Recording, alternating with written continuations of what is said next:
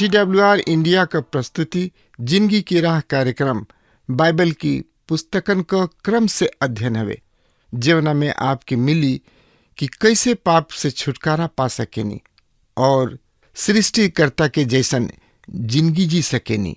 ये कार्यक्रम हमके एगो अवसर देला कि हम बाइबल से अपनी जिंदगी से जुड़ल बातन का अध्ययन कर सकी और ई जानी कि हमारी जिंदगी खातिर परमेश्वर का इच्छा बा। कृपा करके देखी सुनी ताकि परमेश्वर आपकी जिंदगी का मार्गदर्शक ठहरस। विस्तार से आगे बढ़े से पहले मन के तैयार करे बदे सुनी एगो आत्मिक सुंदर गीत।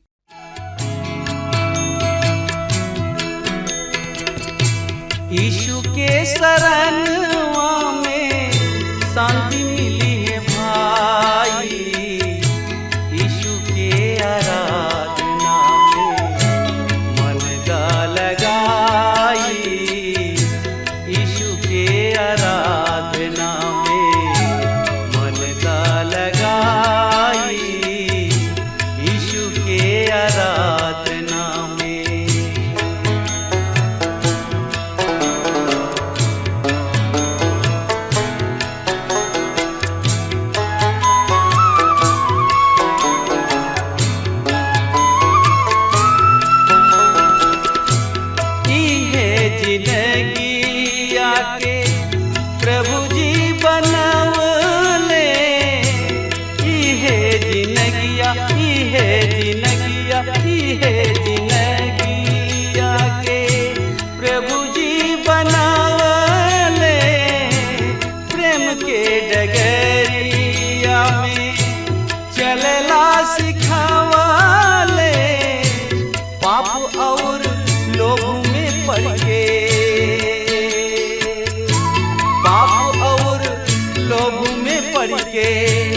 गैला भुलाई, यीशु के आराधना में मन दा लगाई, यीशु के आराधना में मन दा लगाई, यीशु के आराधना में।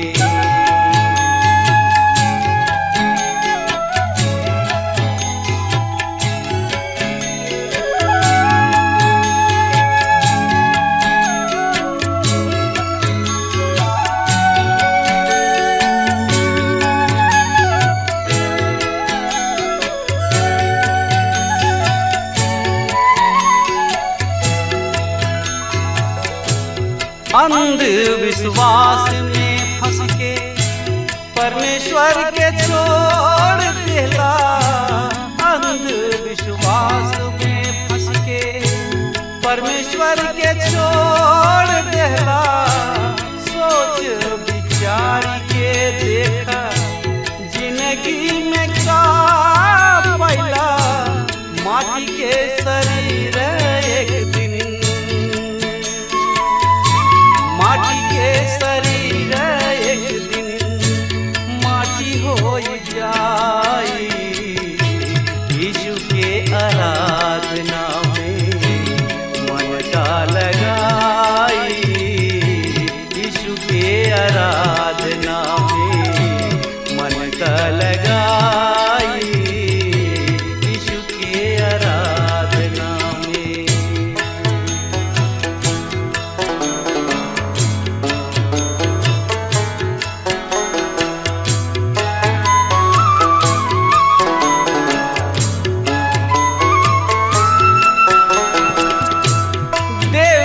परी एक दिन जिंदगी के लेखा देवे के परी, देवे के परी, देवे के परी एक दिन जिंदगी के लेखा।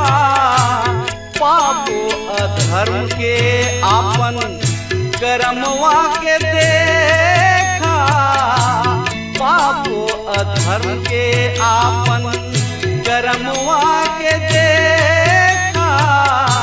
बाबू पूत हित नाथ, बाबू पूत हित नाथ, केहू ना बचाई,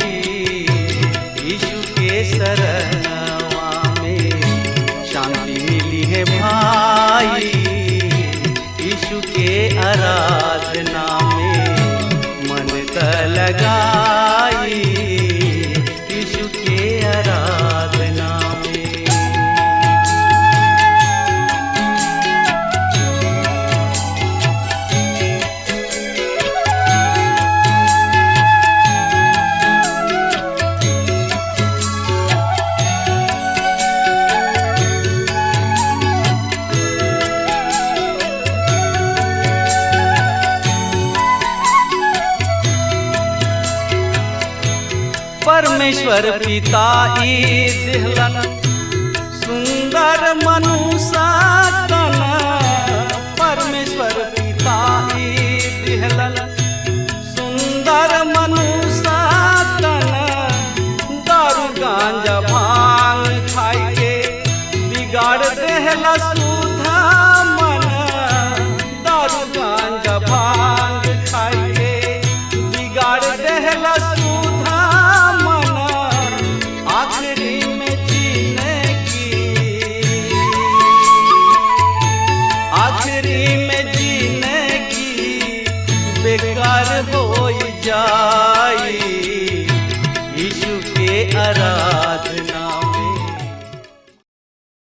हाँ मित्र, आए अब हमनी के देखल जाओ यहेजकेल के किताब 7 अध्याय के 20 से 22 पद के हम रोज सामने पढ़ जा रहा बनी। सुनी ध्यान से। उनका गहना गुड़िया के यानी कि आभूषण सबके शोभा के घमंड में बदल देले बाणे और ओ से घृणित मूर्ति सब और घिनौना वस्तु बनौले। ए कारण हम इन्हें उनका खातिर घिनौना ठहराइब और हम उनका टूटल गोयला के खातिर विदेशी सब के छीनल गोयला के खातिर पृथ्वी के दुष्ट लोगन के हाथ में सौंप देब और ई उन्हें अपवित्र करी हैं। हम उनका से अपन मुंह भी फेर लेब और ऊ हमरा रक्षित स्थान के अपवित्र करी हैं। तब लुटेरा घुस के ओकरा के अपवित्र क दी हैं। ई परमेश्वर के न्याय के भयानक वर्णन है। यदि रुआ एकरो से भयानक बात के पढ़े चाहतानी तब प्रकाशित वाक्य की किताब 18 और 19 अध्याय के पढ़ी, जरूर से पढ़ी, जहाँ पर व्यवसायिक बाबुल के नाश के बखान बा। यहाँ ऐसन दिन के वर्णन बा जहाँ मनुष्य अपन व्यवसाय पर भरोसा रखले, बाजार भंडार पर निर्भर करता। उन्हीं लोग अपना सफलता पर बहुत ही भरोसा करताने लोग और जिंदगी के भव्य कुछ बहुत बढ़िया चली। लेकिन ई सच नहीं खे।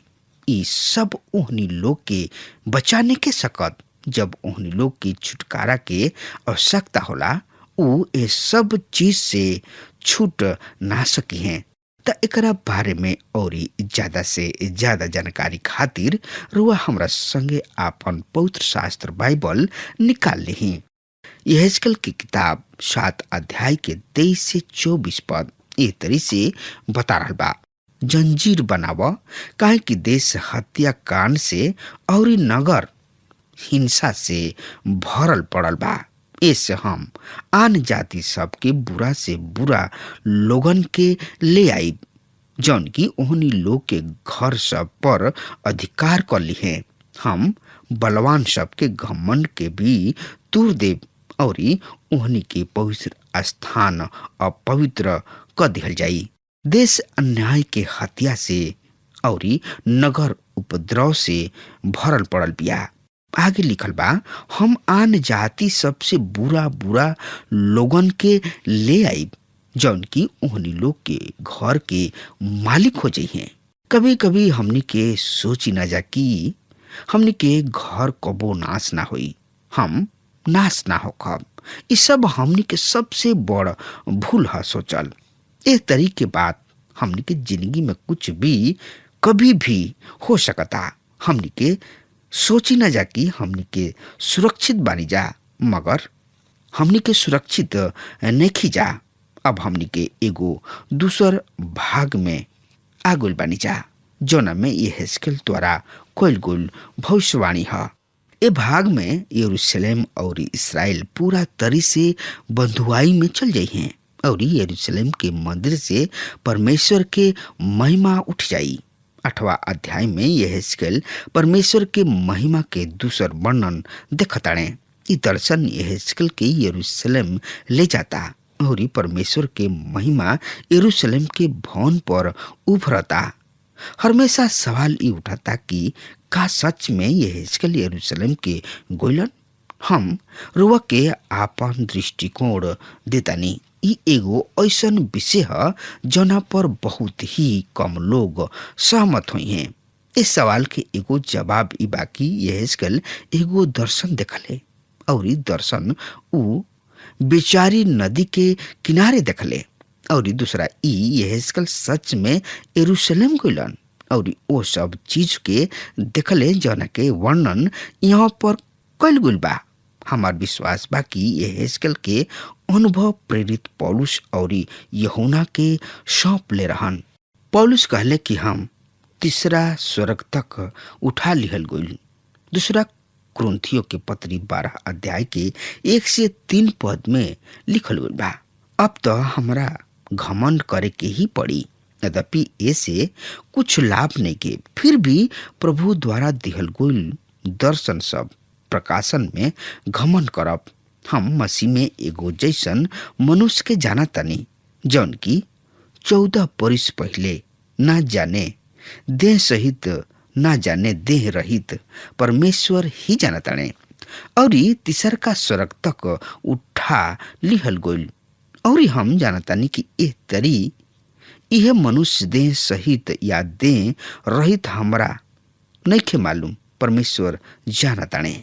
एक दिन उनका जिंदगी में ऐसन समय आई कि लुस्त्रा में उनका के पत्थरवाह कइल गइल और मुअल समझ के छोड़ दिहल गइल। हम ऐसन विश्वास करतानी कि ऊ मुँह चुकल रहन और मृतक सब में से परमेश्वर उनका के जिंदगी दिहले। ओही समय ऊ तीसरा आसमान तक उठावल गुलन। प्रकाशित वाक्य में भी यूहन्ना कहताणे ऊ स्वर्ग तक उठा लिहल गुलन। हमरा समझ से यूहन्ना कलीसिया के ऊपर उठावल गोला के दृश्य है जहाँ पर एक दिन सब विश्वासी पहुंचावल जाइए। प्रकाशित वाक्य के 2 और 3 अध्याय में कलीसिया के वर्णन बा और 4 अध्याय में यूहन्ना के अनुभव बा। कलीसिया जौन की अब मसीह के दुल्हन हिया, कलीसिया जौन की अब इस संसार के ना बल्कि वो अपना प्रभु के हा, प्रभु के साथ हा। ऐसे यूहन्ना स्वर्ग तक उठावल गोलन जौन की कलीसिया के उठा लिहल गोला के फोटो हा। तो एकरा बारे में और ज्यादा से ज्यादा जानकारी खातिर रुआ हमरा संगे आपन पवित्र शास्त्र बाइबल निकाल लेनी। हाँ तो उनमें देखी यहेजकेल की किताब 8 अध्याय के 1 और 2 पद एह तरी से बता रहल बा। और 6वां बरिस के 6वां महीना के 5वां दिन ऐसन भइल कि जब हम अपना घर में बैठल रही और यहूदा के प्राचीन हमरा सामने बैठल रहले, तब प्रभु परमेश्वर यहोवा के हाथ हमरा पर आ ठहरल। तब हम दृष्टि कैनी और देखा मनुष्य जैसन सब दिखाई पड़ल। उनका कमर से नीचे तक अग्नि ऐसन तथा कमर से ऊपर उजर धातु के चमक जैसन दिखाई पड़ल। यहेजकेल पुरनिया लोगन के बीच में बैठल रहले। हमने के कल्पना कर सकतानी जा कि वहाँ पर बहुत ही भीड़ रहल हुई। यहेजकेल के पहला अध्याय में वर्णित दर्शन के समान है जहाँ पर महान महिमा के बखान बा।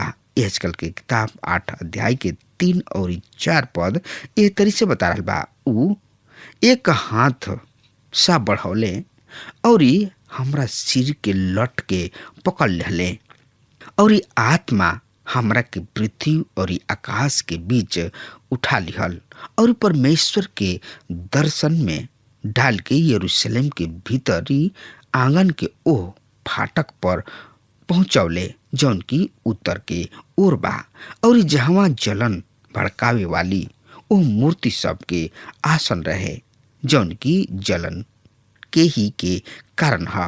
और देखा वहाँ इसराइल के परमेश्वर तेज ओसा ही रहे जैसे कि हम मैदान में दर्शन में देख ले रही। भाई बहन, वो हाथ के ऐसन कुछ बढ़ा के हमरा कपार के बाल पकड़ ले।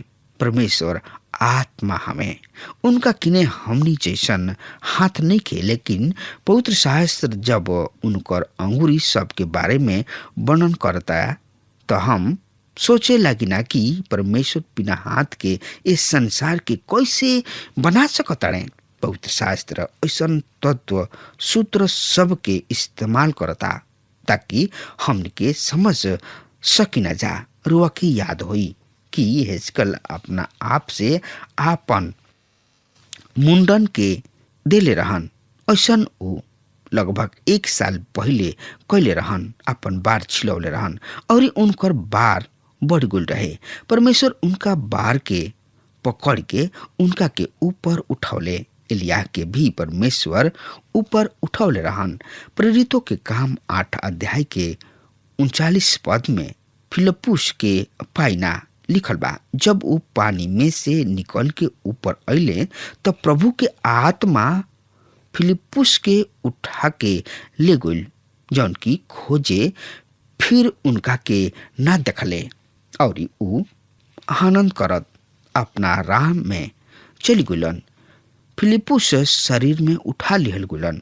ठीक यही तरी ही एलिया के साथ भी भइल और संभवतः हेजकल के साथ भी यरूशलेम के मंदिर के भीतर आंगन के ओह फाटक के पास पहुंचा दिले, जौना के मुंह उत्तर के ओर रहे और जौना में ओह जलन उपजाए वाली प्रतिमा के स्थान रहे, जौना कारण द्वेष उपजता।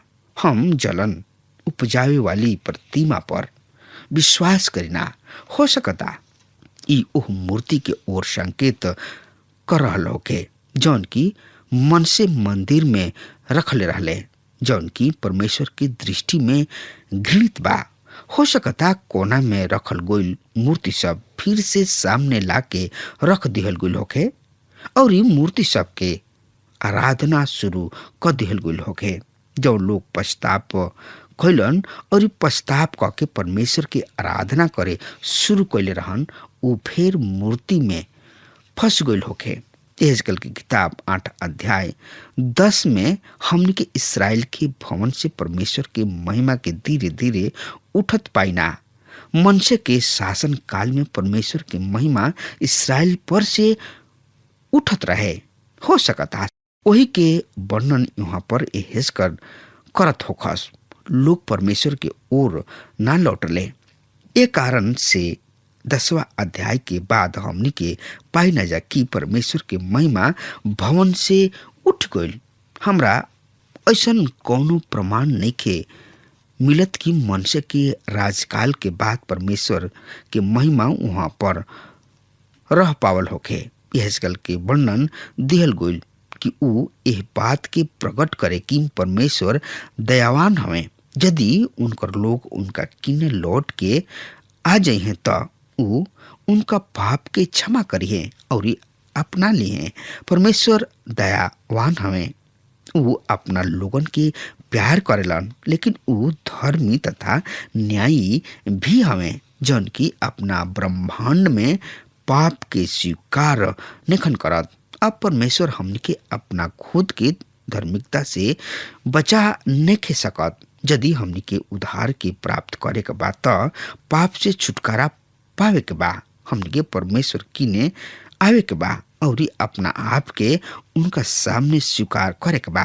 विश्वास के द्वारा क्षमा प्राप्त करे के बा। परमेश्वर अपना वचन के अनुसार हमने के क्षमा प्रदान करी है और एकरा बारे में जानकारी खातिर वह हमरा संगे अपन पवित्र शास्त्र बाइबल निकाल लेनी हाँ तो उनमें देखी पहला यूहन्ना 1 अध्याय के 7 से 9 पद इस तरह से बता रहा बा।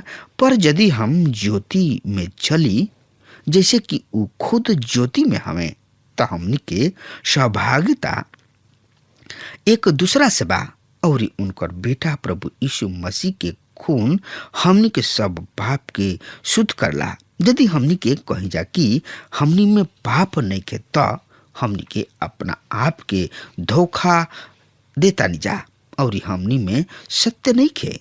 यदि हमनी के अपना पाप के मान नहीं जाता, ऊ हमनी के पाप के क्षमा क के और हमनी के सब अधर्म से शुद्ध करे में विश्वास जोग और धर्मी हमें। ई कतना महान बात बा। यीशु मसीह हमनी खातिर क्रूस पर अपना आप के दे दिले ताकि हमनी के पाप धुल जाओ। प्रभु यीशु मसीह दयालु हमें और रुआ के और हमरा के प्रभु यीशु मसीह आपन दोनों हाथ फैला के बुला रहल बड़े हमनी के आवे के बा और प्रभु के साथ संगति करे के बा। प्रभु यीशु मसीह कहले, देखो हम तोहरा दरवाजा पर खड़ा होके खटखटावतानी, जे केहू हमार आवाज सुन के द्वार खोली तो हम ओकरा किने आके भोजन करब और ऊ हमरा साथे। ई प्रभु की महान प्रेम ह। उनका सामने कतनो बड़ पाप काहे ना होके, कतनो गहिरा पाप काहे ना होके, प्रभु ओकरा के धोके साफ कर दिहे और अपना छाती से लगा ली हैं। काहे कि प्रभु महान परमपिता परमेश्वर हमें, उनका से बढ़ के केहू नहीं कि हमनी के केहू के आराधना, केहू के स्तुति, केहू के प्रशंसा करी जा। प्रभु तो सर्वभौम प्रभु हमें। ऐसे प्रभु कहले रुआ से और हमरा से प्रभु के आवाज सुन के हमनी के आवे के बा और उनका से हर समस्या के बतावे के बा। काहे कि प्रभु दया करे वाला प्रभु हमें। उ रुआ के भगा ना दी हैं, लेकिन रुआ की दुलार करी हैं, प्यार करी हैं और अपना साथे ले फिरी हैं। लेकिन प्रभु यीशु मसीह ये भी कहले, जैसे हम पवित्र बानी ओसे ही हमार बेटा बेटी भी पवित्र बनो। हमनी के पवित्र बने के बा। लेकिन ये सब कब हुई? जब हमनी के प्रभु यीशु मसीह के ऊपर विश्वास करब जा और प्रभु यीशु मसीह के हमनी के उद्धारकर्ता के रूप में स्वीकार करब जा, तबे हमनी के उनकर बेटा और बेटी संतान कहलाइब जा। अगर हमार बात रुआ तक पहुंच रहल बा तो आज वे यही घड़ी प्रभु यीशु मसीह के नजदीक आई और अपना आप के प्रभु यीशु मसीह के हवाले कर दही। तनकियो हिचकिचाई मत, काहे कि प्रभु से बढ़ के केहू नहीं खे। अब हमार समय खत्म हो रहा बा, तब तक खातिर वो हमरा के आज्ञा दी। परमेश्वर वह के बहुते बहुते आशीष देस। आमीन। हमके विश्वास बा कि ई कार्यक्रम आप सब खातिर फायदेमंद सिद्ध भइल हुई। हम चाहतनी कि आप सब अपन अपन आशीष हमरों से बांटी। अगर आप सब के लगे बाइबल से चाहे आपकी निजी जिंदगी से क्यों सवाल होके, चाहे क्यों समस्या खातिर प्रार्थना करावे चाहतनी, तो हमारी फोन नंबर पर जरूर संपर्क करें। परमेश्वर आप सबके बहुत आशीष प्रदान करें और आज का दिन आप खातिर सुखद बनावे।